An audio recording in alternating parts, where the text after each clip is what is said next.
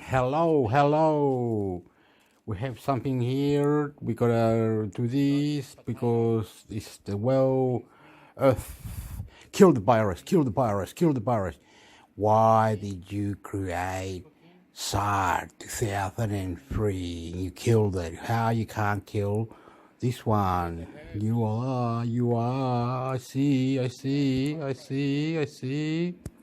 You wanna kill the virus. You YouTube.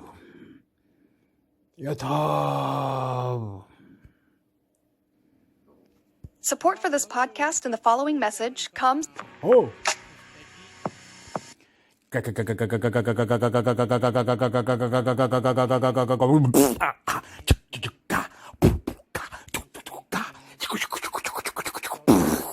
Technology, future, extraterrestrial, God. On the name of God, the name of God. The real church is, the real church is, the real church is, the real church is. What's it say in the Bible? Which temple, which church did Jesus Christ go to? That's a church we must go to. Don't lie. Israel. Egypt. Greece. Ireland, America, Mexico.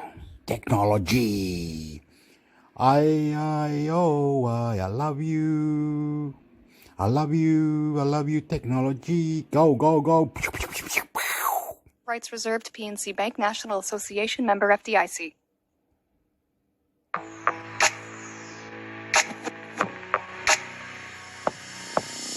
Elon Musk is best known as the head of the electric vehicle maker Tesla and the aerospace company SpaceX. He's also known for not being shy about sharing his opinions. He did just that this week when he sat down with the Wall Street Journal's senior personal tech columnist Joanna Stern at the Journal's CEO Council Summit. Fucking kill the virus, motherfucker!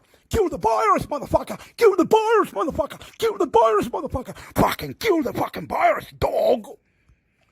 Here are some highlights from their conversation, starting with Joanna. Thank you so much for being here. I'm very excited to talk about a wide range of things. We'll start in Washington, D.C., where everyone is talking about the infrastructure plan and the bill. And I wanted to ask you, say tomorrow you get a phone call from Joe Biden and he says... I think that's unlikely, but sure. Okay. He just gives you a call and he says, I haven't been talking... Was it funny that the ICC International Court don't take genocides to court? Oh, is it funny that you just kill humans? Is it funny we are protesting? Is it funny we're dying? Is it funny? Is it funny? Is it? Well, it's not China's fault. China, nothing to do with China now. YouTube. Nothing to do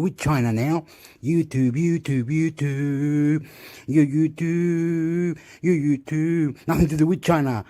God is religion. China doesn't believe on God, you understand? So, who is the correct answer here? Kill the virus when you already had it before. 2003 was SARS, right? Created by China. You didn't kill it. You can kill it with AIDS. How about we die and we don't meet the extraterrestrial? Where is God? God in space. We need sporty people. We need to exercise. If you die because you believe that extraterrestrials why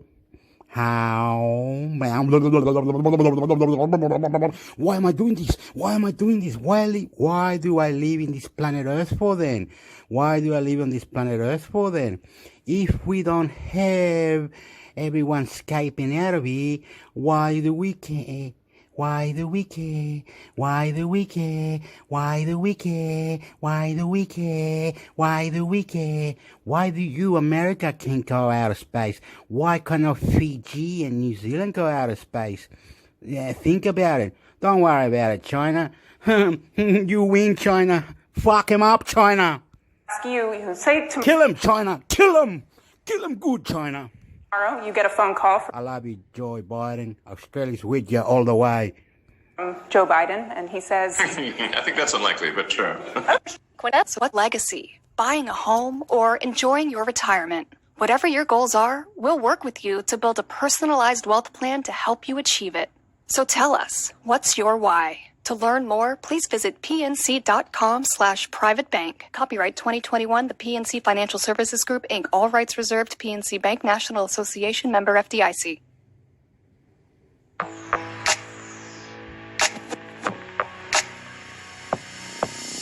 Elon Musk is best known as the head of the electric vehicle maker Tesla and the aerospace company SpaceX.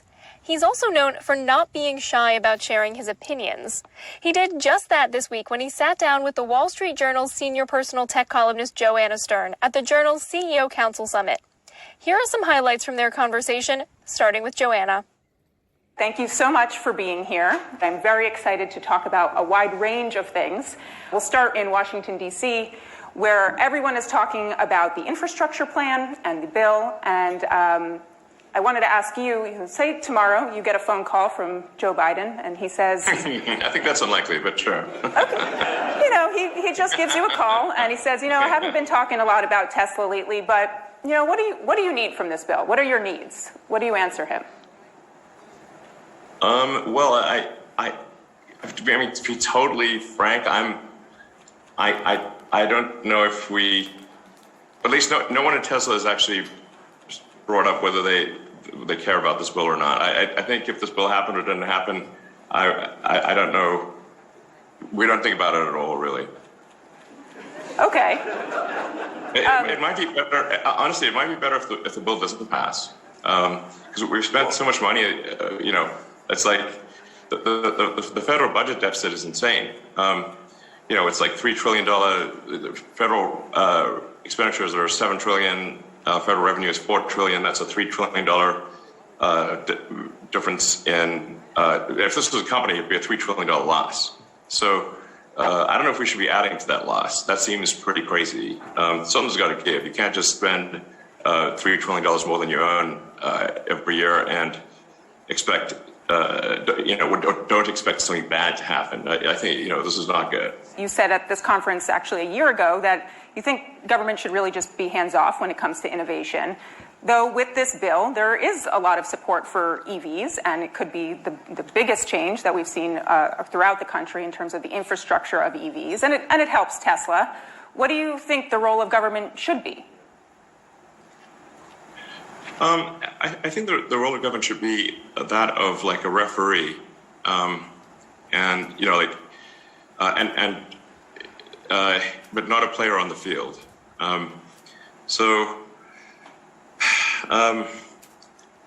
Generally, government should, I think, just try to get out of the way and not impede progress. I think there's a general problem, not just in the U.S., but in most countries, where the rules and regulations keep increasing every year. Rules and regulations are immortal. They don't die. There's not a natural. Occasionally, you see some law with a sunset provision, but really, otherwise, the vast majority of rules and regulations live forever. And so, if more rules and regulations are applied every year, and it just keeps growing and growing, eventually, it takes longer and longer, and it's harder to do things.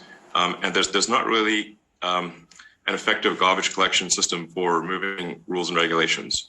And so, gradually, this hardens the arteries of civilization, where you're able to do less and less over time. So I think government should be really trying hard to get rid of rules and regulations that perhaps had some merit at some point, but don't have merit currently. But there's very little effort in this direction. This is a big problem. But just going back to that infrastructure bill for a second, because sometimes the criticism of Tesla is like, hey, Tesla gets all these subsidies, but it's worth noting that for the vehicle purchase tax credit, the $7,500, Tesla stopped getting that like 2 years ago. We don't need the $7,500 tax credit. I would say, honestly, I would just can this whole bill. Don't pass it. That's my recommendation. What about the support though for the charging network? I mean, there are parts of this bill and no? No, I mean, do we need support for gas stations? We don't. So there's no need for this for support for a charging network. I would delete it. Delete. Okay, all right. I'm literally saying get rid of all subsidies. There's some other good things in this bill that some would argue. I mean, a lot of money earmarked for R&D. Would you want to put that towards something? No. Okay. All right. We're going to move on from the bill because I think we get what you're saying on it.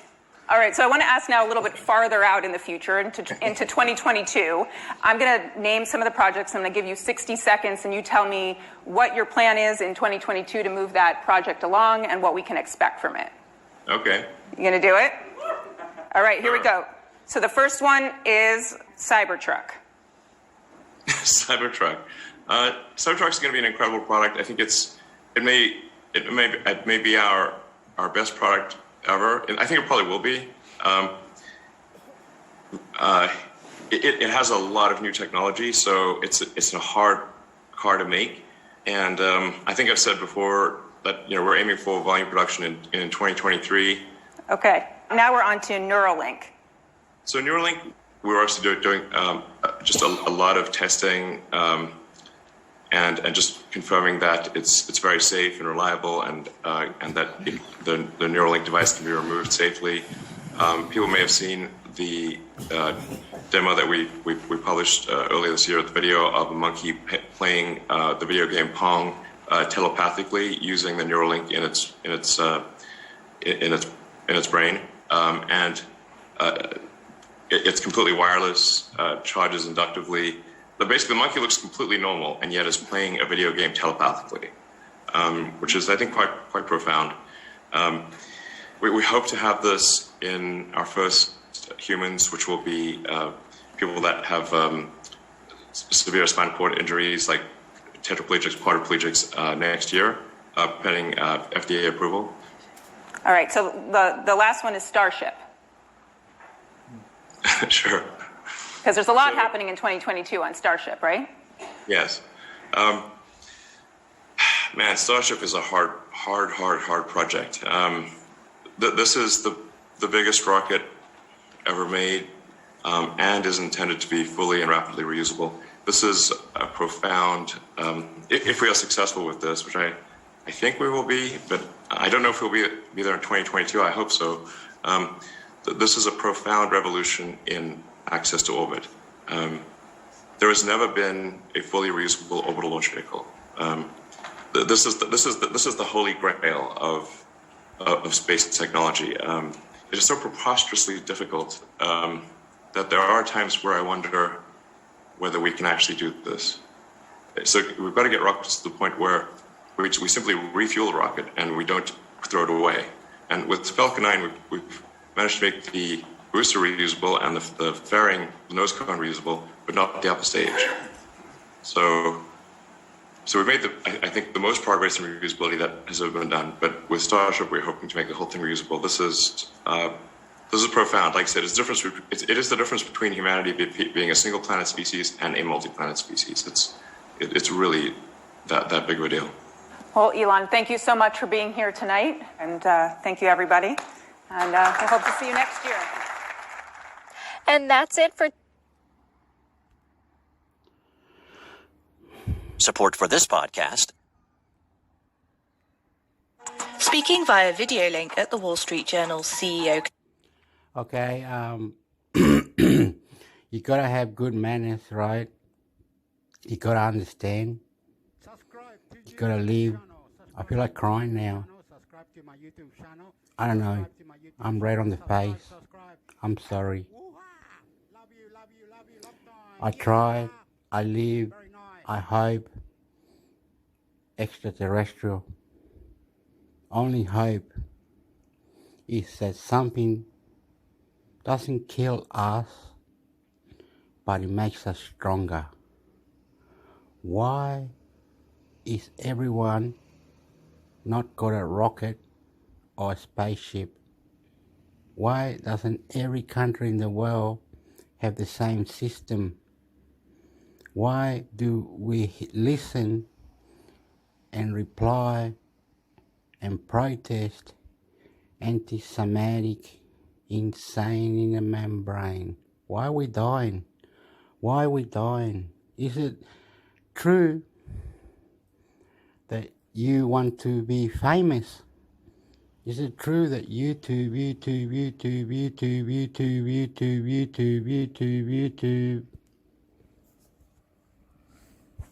against the bipartisan infrastructure bill, calling the government's expenditure crazy. Speaking via video link at the Wall Street Journal's CEO Council Summit, Musk also talked about Neuralink, the Tesla Cybertruck, and SpaceX Starship. You can't just spend $3 trillion more than you earn every year, Musk said. If you don't cut government spending, something really bad's going to happen. This is crazy. Our spending is so far in excess of revenue. It's insane. Like, you could zero out all billionaires in the country, you still wouldn't solve the deficit. Speaking from his new Tesla Gigafactory in Texas on what US infrastructure could be improved, Musk pointed to better airports, double-decker highways, and a tunnel system for electric vehicles, especially as Tesla works on autonomous driving. But I don't see a strong effort in this direction, he said. Musk criticized provisions for building an electric vehicle charging network across highways, likening them to the government. Say, we live in another dimension. Portals are open, things are open, everybody can go out of space. People can do many things. You're opening your third eye. You're now relaxed. You're now in a sport, doing exercise. YouTube, Facebook, Google, International Computer Network. Why must we hate, love all International Computer Network? And providing support to build gas stations. There's no need for this, for supporting a charging network, he said. Delete it, delete. I'm literally saying get rid of all subsidies. On the EV purchase tax credit, Musk pointed out that Tesla stopped getting that like 2 years ago, adding that when it comes to innovation and electric vehicles, the government should act as a referee rather than a player on the field. Musk also said he didn't see the value in the R&D provisions of the bill. Generally, I think government should try to get out of the way and not impede progress, Musk said. One area where he said government involvement is good is in a strong science program, he added, like a Mars probe. On his own science programs, Musk said the preposterously difficult Starship will be the difference between humanity being a single planet species and a multi-planet species, if it works. He reiterated that the Neuralink brain implant project is working well in monkeys, and that he's hoping to have it in the first humans, such as quadriplegics and tetraplegics, next year pending FDA approval. Musk also confirmed that Tesla is aiming for Cybertruck volume production in 2023, and that he'll reveal more during the next earnings call in early 2022. It may be our best product ever, he said. In other news, a computer scientist who claims to be the inventor of Bitcoin prevailed in a civil trial on Monday against the estate of a deceased former business partner that claimed it was owed half of a Bitcoin fortune worth more than $50 billion. The verdict means Craig Wright will get to keep all of the 1.1 million Bitcoin in dispute in the trial. The estate of David Kleiman, a friend and collaborator of Wright who died in 2013, had claimed Wright and Kleiman created Bitcoin together. While Wright won't have to share any of the 1.1 million Bitcoin fortune, he must pay $100 million in damages for the unpaid use of intellectual property to W&K Information Defense Research. Wright says he is the true Satoshi Nakamoto, a pseudonym for the mysterious creator of Bitcoin. The 1.1 million Bitcoin Wright secured with the verdict is among the first Bitcoin ever mined, and experts say that only someone involved with Bitcoin from the beginning would have access to the wallet containing the Bitcoin, which is worth about $54 billion. The quest to identify Nakamoto has been dramatic but journalistically perilous. Attempts by Newsweek and The New Yorker unravelled, and Wired was forced to back off its 2015 assertion that Wright probably is Nakamoto after close scrutiny revealed problems with the proof. Gizmodo too tentatively fingered Wright as the cryptocurrency's creator in 2015.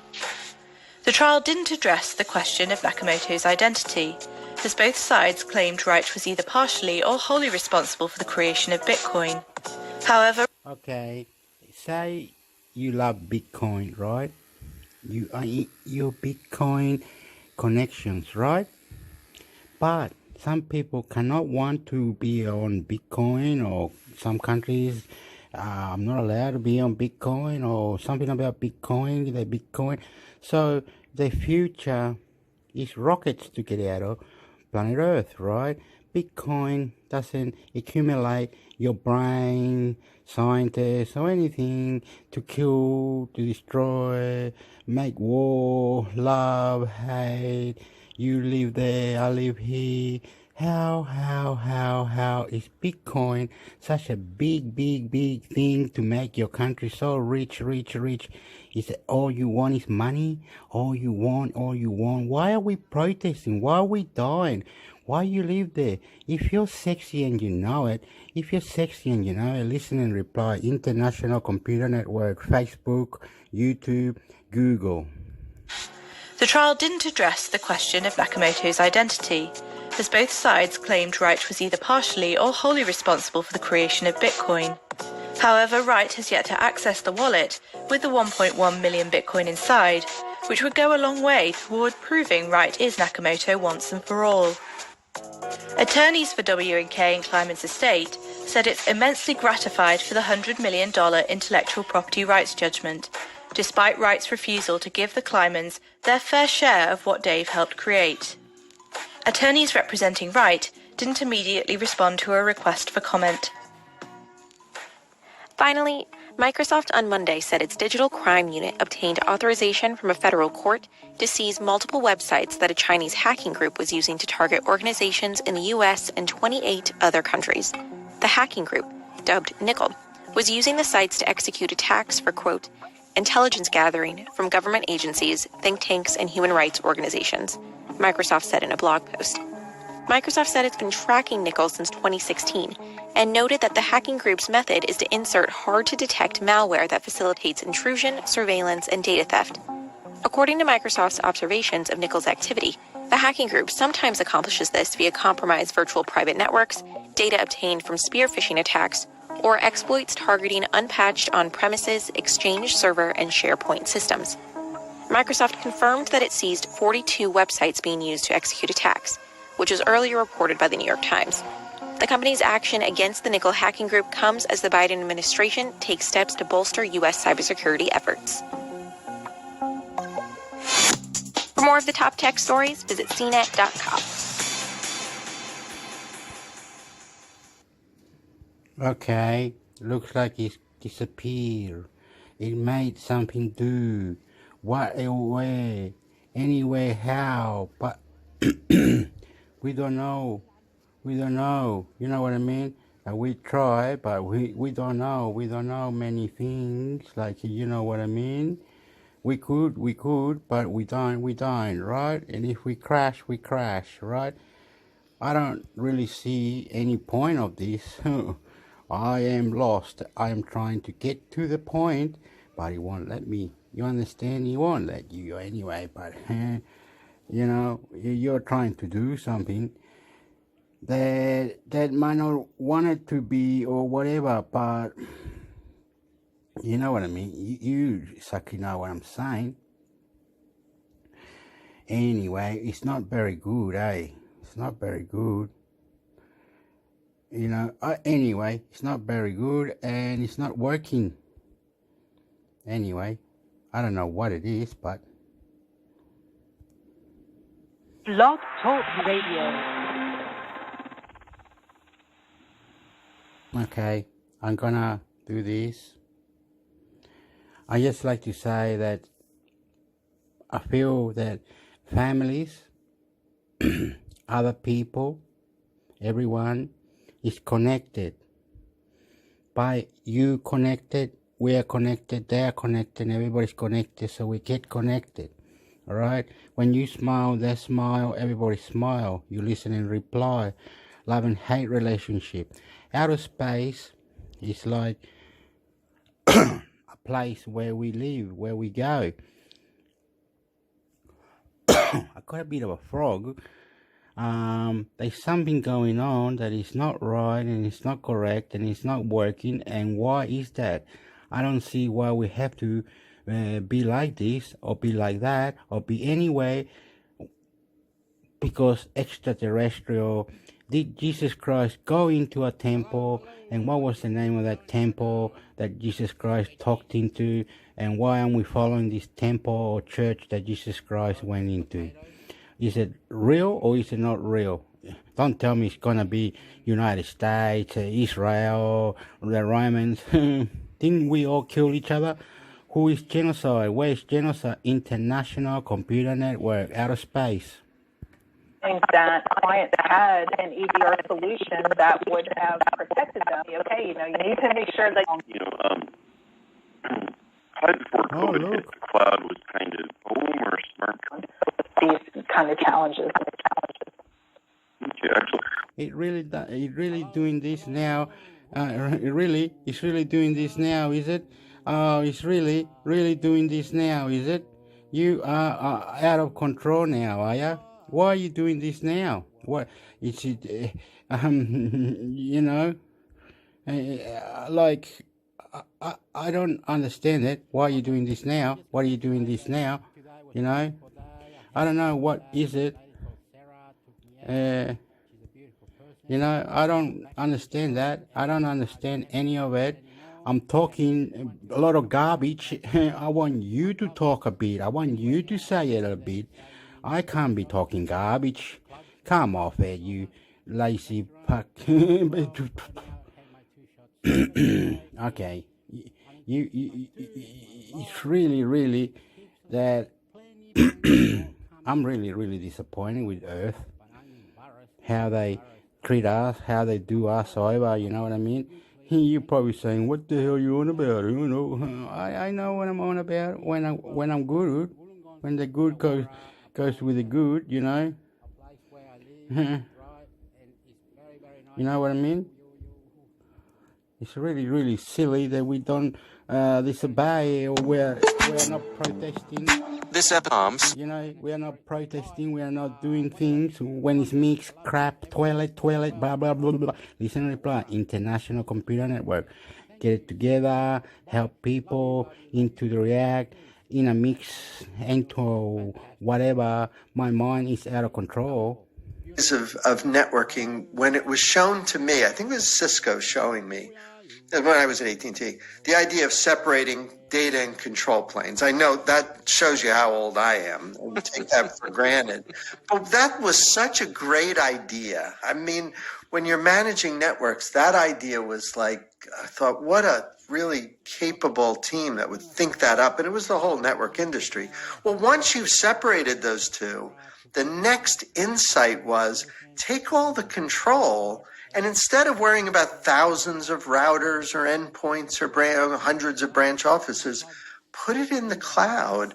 And now you can control the network from the cloud. And as that came into focus the last few years, nothing has made me happier. And that is the essence of work from anywhere. That's what work from anywhere means. It means that we can extend, we can scale, we can manage in a way that allows us to build networks that can look like any shape you like, instead of the old MPLS hub and spoke, which really was quite limited. You can't draw hub and spoke networks in a way that scales. Anybody who's ever looked at a GUI that uses hub and spoke knows what I'm talking about, because the screen very quickly gets unmanageable, right? You got all those lines coming out of a big dot, and you go, what good is that? So it's been an era the last few years where hybrid work has allowed us to do better jobs as computer scientists, as network engineers, and definitely as cybersecurity experts. So we focus a lot about that on the in the quarterly. That's a big topic we cover. That's Ed Amorosa from Tag Cyber. Cybersecurity news, top threat actors, exploited vulnerabilities, suspicious IP addresses, and more, the Cyber Daily is the first thing security professionals check every morning. To learn more and subscribe for free, go to Recorded. This is written by Bill. It hasn't been enacted yet. It's called the Social Media Anti-Trolling Bill of 2021. Tech companies in Australia would be classified as publishers of any comments posted on a social media platform. This would apply to any platform that has more than 250,000 users in Australia. Okay. Under this law, if somebody reasonably believes that they have been the victim of defamation or trolling, then the social media companies would be compelled to share identifying information about the supposed troll. So username, address, phone number, etc. IP address, I suppose. Exactly. Yeah. And that would allow Australian law enforcement to undertake an investigation. There is sort of a safe harbor provision to protect people's identity if the platforms reasonably believe that the complaint doesn't actually relate to defamation. If it's something that's frivolous, then the companies wouldn't be required to provide this information to the person complaining. I understand the impulse for this law. Trolling is... Okay. How about the other day, I hear that the bank, nothing to do with America. Anyway, a bank here in Australia, right? I can't remember the name, was saying, oh, well, they were in trouble about something that they did 6 months or 2 years ago or something about fraud and this one person, I can't remember his name, he was hacking into it and they said, he's a troll, oh, blah, blah, blah, blah. And the bank, and then I said, is it the bank or is it the troll or is it someone? And then they found some, I think it was like somewhere in Middle East or somewhere in, I don't know where it was. They had a little office full of people doing scams and they're getting everyone. It's silly. It's really, really, really silly. If you live in another country and you know how to work computers, programs and all this, you can make money at home, you can work enterprise or whatever the words are, and beautifully you can make money at home. You understand? I'm going to stop that recording and I'm saying that yes, I read in a website that Australia had phones that they bought from cyber. In my channel where I am now, I've changed the name to it. Well, let me look what the name of my was, intermix or something. I put it. I called the name of my channel is called intermix hector. Intermix hector. I called my channel, and I was saying on there, and one of the things that I said was like that many people are trolls, right? Right, trolls, and not normal people or anyone. You know, you can hack anyone's phone numbers and things and that, and they ring you up and everything, and they you get this phone call. I got a frog in my throat. I'm really angry about that. Anyway, and that these people ring you and your phone is saying this could be a fraud. There is a name and it's flashing on the phone, right? And you pick it up. And you say, wow, you sound Australian. I thought you were Indian. And the person, oh, well, yeah, whoa. And he was talking to me, and then he said, I'm sorry, we didn't do your standards. I don't know what they were saying about wine, golf, and a super party was going on. It's incredible. And the flashing was coming, freaking me out. I thought I had a virus on my phone, and oh my god, I was going. And it's incredible. Okay, I'm putting it on this one, then another one, then I'm cutting it out because I'm taking forever. And I know that people might say that love, please be nice, be good. There's a lot of people are missing out on doing exercise, right? They're protesting a lot. They're doing crazy things about protesting because they're putting laws on this coronavirus. You gotta have the third shot, and there's gonna be this United States. They're talking about Mexico. Some guy was saying, oh, you know your radio called SBS Spanish. And I say, what's wrong with that? What's wrong? Oh, you know, they're saying that Nicaragua, other Central Americans, all these are going to America, you know. Who knows what is going on, you know, if you sell your soul to the devil or you're going out of space, or is the Bible, or is the YouTube, or is the owner? Who is that? Okay, let's go to this program, please. The S&P ASX 200 up by 0.05%, 7,245. For more, I spoke earlier with James Whelan from VFS Group. It's all right. Okay. This is on the money market insight. James Whelan, VF Group, with SPS financial editor Ricardo Goncalves, speaking with James, and he doesn't let me read anymore. Anyway, but it's Australia trying to compete because apparently the dollar keeps going to 68, 70, 73, and it stays on 70 cents. Right. I'm from Chile, and my pesos is very, very low. Very, very low. One American dollar is 800 pesos, which is 8 times. It's incredible. I don't know who's ripping what off, but it's stinky, mate. Very bad, mate. Right now it's being driven by a few different parts of the narrative at the moment. You've obviously got what's going on with the Fed increasing their tapering rate, and people sort of expecting what interest rates are then going to go up after that. That's causing a huge devaluation in the tech sector. And then you've also got the fact that maybe if you've got supply chain issues coming off that might be easing inflationary pressures, you've also got the Omicron variant potentially meaning that China is going to start to increase and tighten its restrictions at ports, which is going to bring supply chain issues back into play. Oh, no. No. That's a lie. Yeah, okay, it comes from, South Africa, right? The new virus comes from South Africa, right?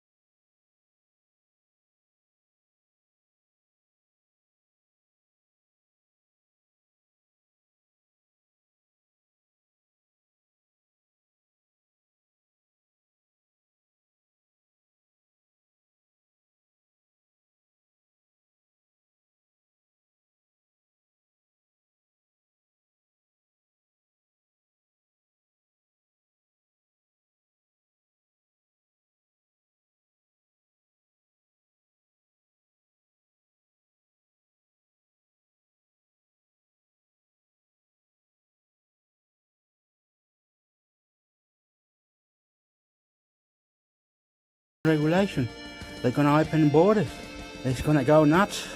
The buses, the trains, everybody's protesting. No, look, I'm going to cut this out. I can't talk now. You made me. My name is Hector from Chile. You made me the fuckhead. Inflationary pressures. You've also got the Omicron variant potentially meaning that China is going to start to increase and tighten its restrictions at ports, which is going to bring supply chain issues back into play. Global markets are starting to feel a little bit of jelly legs at the moment with regards to whether they're going to be bullish on this news or bearish on the news, because it seems like bad news actually now is bad news as opposed to it being good news through more stimulus. I hope that sounded okay. If it sounds confused, then you know where the market is sitting right now. Okay, so let's break down all of the different variables, if we can, that's impacting the markets, because it all seems interconnected, right? How much is the market preparing itself for a huge withdrawal of economic stimulus globally? right now it's seeming like it's okay with the idea that stimulus is going to come off, because that's not something that is there normally. What the market is really starting to prepare itself for is the potential for interest rates to creep up a little bit. If that happens, then all the new valuations need to be kicked in to those stocks that have had lofty expectations and lofty valuations. And that's sort of something that the market is now sort of tweaking with. So the tapering of bond purchases and QE isn't so much something that markets are shaky about. That's been communicated, they're okay with it. It's the rate rises that come afterwards that people are starting to get nervous about. We've also got an update from Evergrande in China over the weekend. It says it may not be able to meet demand of a repayment of around $370 million in debt. Is this a big overhang on the market still?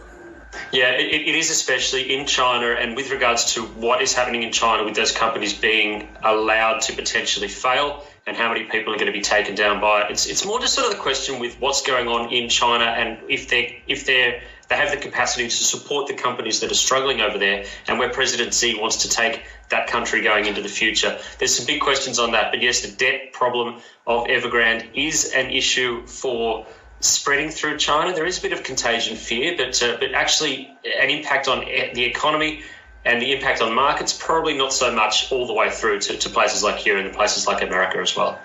You mentioned earlier that rising interest rates isn't necessarily good news for valuations for the tech sector, right?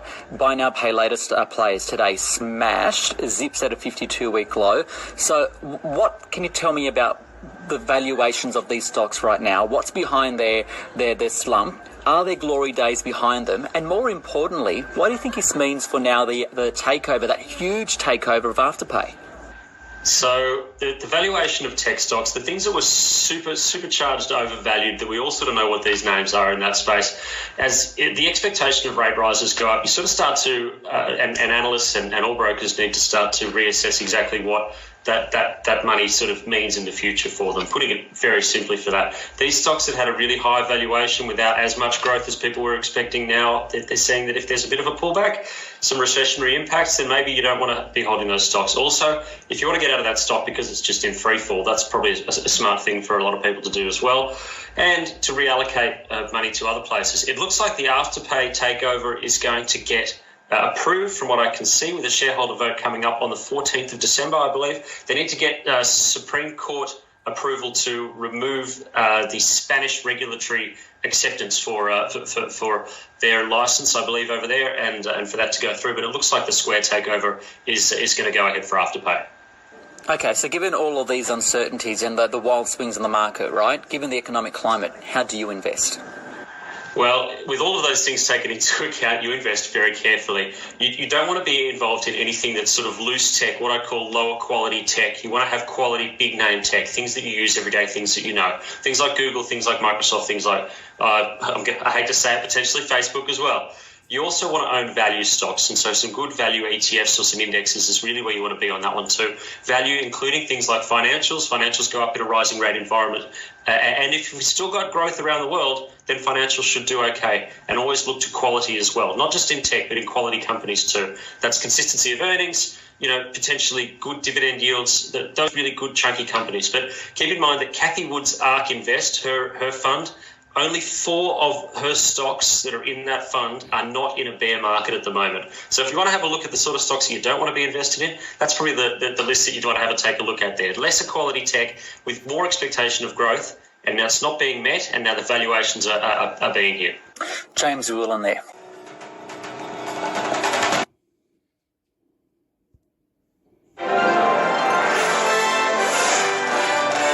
Listening to SBS On The Money. It is still buying government bonds for now at about $4 billion per week until at least February next year, and left the official cash rate at 0.1%. But it may not be left there for much longer. So for quite some time... Okay. There is a lot of business people in Australia, a lot, okay, but not famous enough to say, oh, there's one in Mexico, one in Germany, one in... If we're lucky, Australia is a opportunity country, right? You can come here, make movie. You can come here, sing. Have your band and your artists come and play your music and everything. This is going a long way. This Australia's opportunity to you come here and you can be smooched for what you are, for business, for political, for arguing, for whatever. If China says they don't want to buy this, that, and the other, whatever. China's got Darwin, the port in Darwin for 10 years. 10 years, right? And the army is the American army are in somewhere in somewhere in Australia. Anyway, don't matter. The American army's here. We're going to Iraq. We're doing whatever America wants. We're helping out the earth. We're doing whatever we can. And he's fighting in some Cook Island, wherever it is. We're doing our best. But ain't good enough. You understand? Ain't good enough. We're not famous. We're not famous enough. We're not that rapper. We're not that hip hopper. We're not that singer. We're not that. Anyway, America, China, everyone in the world is winning, and us, we're fighting the fight to the end until we die now. So I'm sorry, those people who didn't go to school the other day or yesterday or protested was going on about tax, trains, whoever it is. Don't worry, too much. Google it. Go Google it. Australia is going madness on many issues. Australia is going madness on international many issues because we're not allowed to, because they're breaking the rules. Not us, Australian. We're competing with you, and we're going to compete until the day we die. $4 billion per week until at least February next year, and left the official cash rate at 0.1%. But it may not be left there for much longer. So for quite some time, the RBA has said rates won't rise until there is a sustainable pickup in inflation, which it currently calls low, and sees a lift in wages growth. Well, today, the RBA said that is likely to take some time, and that the board is prepared to be patient. How patient? Well, an SBS News poll of 19 economists reveals while 5, so that's about 26%, 5 expect a lift next year, most expect an increase in the first half of 2023. And that includes Bessa Detta. She is the chief economist at St. George, and I spoke with her earlier. Bessa, the Reserve Bank today in its statement has removed any time reference as to when the first official lift in interest rates will be. So is there a change of tone here from the RBA, and why do you think that is? Ricardo, I think the RBA today really held their line and remained optimistic about the growth outlook despite the emergence of Omicron. Last month when they met, of course, they dropped the yield curve control program and they dropped that forward guidance around 2024, which you're referring to. But in their rhetoric, there's still a suggestion from their speeches and statements that they don't see conditions in the economy really being conducive to raising rates before 2024. Now, financial markets, of course, disagree, and they're pricing in the first rate hike for September of next year. That's come back a bit over the last 2 weeks with the emergence of Omicron. Prior to that, it was in July, and there were 3 rate hikes fully priced in over the second half of next year. We think it'll be a bit later than that. It'll be early 2023. Yeah, can you tell us more about your forecasts? Why do you think that is? We think that there'll be further progress on the labour market. And in fact, in today's RBA statement, I thought that the language around the labour market had really strengthened with the RBA characterising the labour market as strengthening in terms of its recovery. So we're possibly looking at an unemployment rate by the end of next year with a 3 in front of it, which we haven't seen on a sustained basis since the 1970s. We're also looking for underlying inflation to creep higher. Our forecasts are stronger than that of the RBA's, and we think that by early 2023, the conditions will be conducive to the RBA to begin raising rates. And how do you see these rate rises starting? Will they be slow, smaller than the 25 basis points to start off with? And what's the peak potentially in this cycle? I think given the amount of household debt, each rate hike will have a bit more bite to it. So we are looking for this rate hike cycle to not be as large as previous cycles. So we're looking for the RBA to move from 0.1% in early 2023 and then raise the cash rate to 1.25% in 2024. So it's quite a gradual process, and we see 1.25% as the neutral level of the cash rate in the economy. So that level where you're driving your vehicle, you're not tapping on the brakes, and you're not tapping on the accelerator. For now, though, the economy still needs some help, right? Because the RBA has left interest rates on hold. It's maintaining its QE program, $4 billion of government bonds weekly. What does that say about how it feels about the economy right now, especially as we figure out Omicron and any potential threats? I thought the RBA opened up with quite an optimistic statement, and even recognising the Omicron risk, they actually stated that they expect the economic recovery to continue and for Omicron not to derail the recovery. Now, I think Omicron is a bit of a downside risk. We still need to know a lot more information about it. In particular, are the current vaccines effective against this strain? So I think, that's really lifted the amount of uncertainty, and the RBA also recognised that it has lifted uncertainty.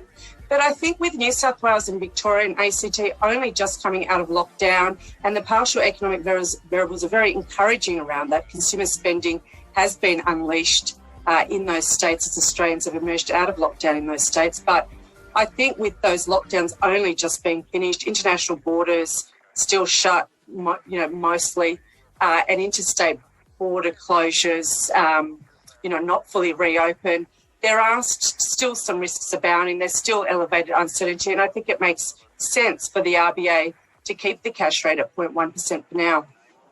That was Bessedetta there from St. George, and the full list of who said what in the SBS interest rates poll can be seen on the SBS News website. Now, the Australian share market rose. It actually rallied after the RBA decision and statement, but also got a positive lead from the US, the S&P ASX 200 up 1%.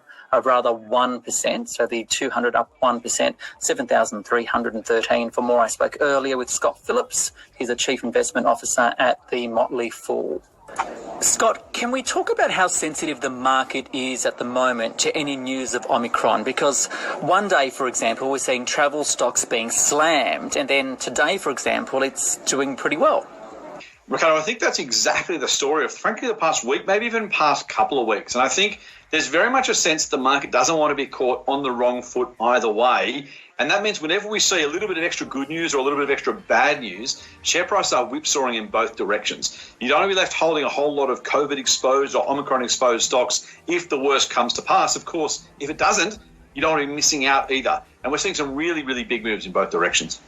So these big moves, the volatility, what does that say about the way the market is trading at the moment? The ASX is really on a knife edge right now. Investors and traders are trying to work out which way the news flow is going to go, which way the economy is going to go, particularly with Omicron so clearly in the headlines and the news flip-flopping backwards and forwards from good news and not so good news. And that's really what's going on. People are really leveraged to that decision, that new news, and the trades are going each way respectively. RBA decided to keep interest rates on hold. Interesting in the statement that it removed a reference, a time reference as to when the next rate rise could come. How's this all likely to play out next year? What's the market thinking? I think this is the challenge. The market is thinking differently to the RBA, and this is where the RBA did remove that date reference. They also were very clear at the very last sentence of the statement saying they are prepared to be patient. A reminder to the market that, yes, they know there's a lot of speculation out there. They are still on the longer end, where the market is expecting interest rate increases maybe as soon as late next year, that's 2022, or early 2023. The RBA, of course, saying it could be there or later. The removal of the date, but the inclusion of the patience element, I think, is them taking a bit of a bet each way. Okay, some corporate news. Oil Search getting the tick of approval for its merger with Santos. There's a lot of activity, merger and acquisition activity in this space. Why? There's a lot of merger acquisition activity in general. I think we've got very much a sense of this might be the last of the cheap money to go around. We've just talked about interest rates, of course, and where they might go next. Very much a sense that, hey, if you're going to do a deal and you're going to borrow some money to do it, now is a particularly great time. In oil and gas in particular, though, of course, you've got bullish oil price forecasts and expectations. So if you're going to do that deal and try and get some costs out, now's a good time to do that as well. Okay, given it might be the last time we speak for the year, right, I want to get your take. Looking back at 2021, what do you see as the number one markets-related news story? Oh, mate, I don't want to be boring, but it's obviously COVID and the various permutations of lockdowns and no lockdowns. Travel stocks, tourism stocks have been all over the place. But also, too, I think that the really fast and rapid movements of share prices based on outlook statements, particularly in the months of August and September, we've had annual reports, AGMs, the market really responding super fast and super hard to any whiff of good or bad news as we try and work out what comes next. The companies that were benefited from COVID that may have a tough act to follow, those that were hurt by it and maybe aren't bouncing back. Lots and lots of volatility in and really, really responsive share prices, probably over-responsive share prices to be fair, when it comes to things like the COVID concerns. Scott Phillips there from the Motley Fool. I'm gonna say something and I'm gonna cut it. I'm really worried about this selling coal, whatever you call it, so other countries can have electricity, like India and China. They want to buy off Australia a lot. They want to buy all this stuff. We're struggling. We're not struggling, or we're competing, but very low percentage, right? We're finding it hard. And I better stop this recording. You understand? We are fighting very, very hard. We are protesting. We are getting out on the street. We are swearing. We are naughty. We are crazy. The stocks are going up and down. Everything is bananas. We're selling our wine as we can, and we help England or Sweden. We help the whole world. We try. We are loving. I don't know how to explain it, but it's crazy what's going on. And I'm sorry, this is going bananas, man. And it's all because of this new strain. All right. If China and India want to buy whatever and the climate or whatever, climate aid or whatever it is, we need to help. Okay, I'm gonna cut it now. How do you turn this off now, please? It's gone bananas and it's really, really sick in the head. It's too much. It's mixed. It's like the market go up, down, and the people inside here in Australia, hard to buy a house, $1 million. Kind of hard to make a real 2-hour movie. It's hard to do this. It's hard to do that. There's the parliament. Anyway, it's mixed match, my friend, mixed match. If you listen to me, I love you too, and I will love you forever. Please listen and reply, understand. I'm trying as hard as I can, listening and being thank you, being beautiful, and YouTube. I love you, and I'm gonna punch me in myself. I love sport and sexy, please, nice. Hello.